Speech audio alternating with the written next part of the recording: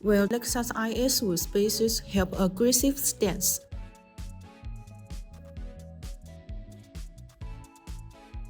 Lexus IS with spacers increase the clearance by mounting between the hub assembly and the wheels, which will move outward due to the fixed position of the hub assembly. Wheel flush with or protruding from the fender will give a more visually striking stance and appearance.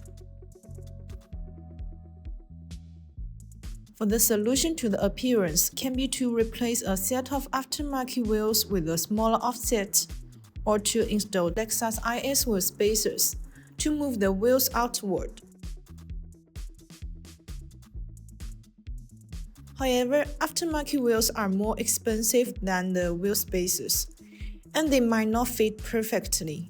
So, the Lexus IS with spacers became the more popular option. Upgrading performance with wheel spacers is safe for daily driving. If you install them correctly, quality spacers won't cause any problems. BONOSS hub-centric with spacers are CNC machined, precision at 0.02 mm tolerance. This eliminates any potential gap, ensuring a perfect installation.